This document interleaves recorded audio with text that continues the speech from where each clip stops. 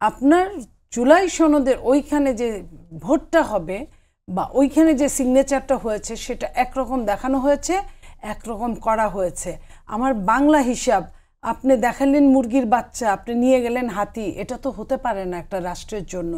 তো আপনাকে ওই আগের জায়গাটায় আসতে হবে। পৃথিবীর সব জায়গায় সিগনেচার করা কাগজটারই দাম থাকে, সিগনেচার ছাড়া কাগজটার দাম থাকে না। যখন অনেকগুলো দল, 30টা দলের মধ্যে 25টা দল যে কাগজটায় সিগনেচার করেছে, সেই কাগজটাই দরকার রাষ্ট্রের প্রয়োজনে, জনগণের প্রয়োজনে, গণতন্ত্রের প্রয়োজনে। এইখানে আর অন্যথা হওয়ার কোনো রকম সুযোগ নাই। যদি অন্যথা হয় তাহলে বুঝতে হবে যারা অন্যথা করছে এটার সাথে অবশ্যই সরকার জড়িত।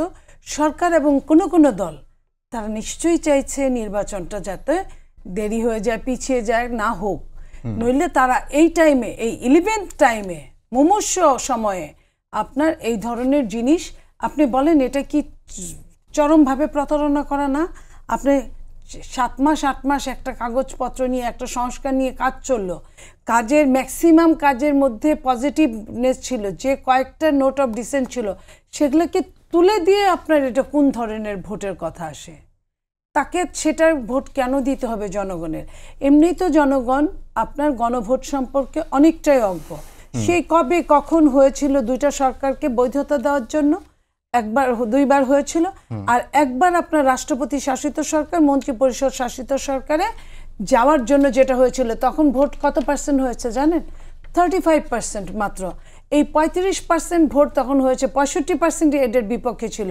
আর আজকে যারা জনগণের দোহাই দিয়ে বলছে, কত % জনগণ এই ভোটটা সম্পর্কে জ্ঞাত বা ভোটটা দিতে চায়? তার উপর আবার নোট অফ ডিসেন্ট যদি আপনি বাদ দিয়ে যদি গয়ারহ আপনি একটা কাগজ, তাহলে আর এতদিন বসার কি দরকার ছিল? কথা বলা হচ্ছে যে বিএনপি সংস্কারের সাথে থাকতে চায় না, তাহলে এতদিন কে এই কাজটা করলো? যে এনসিপি জুলাই সনদ বলছে, সেই এনসিপি নিজেই সিগনেচার করে নাই। কিন্তু আপনারা জুলাই সনদের সঙ্গে আমরা জুলাই সনদে সিগনেচার করেছি, আমরা যেটা অবজেকশন জানিয়ে আমরা সিগনেচার করেছি।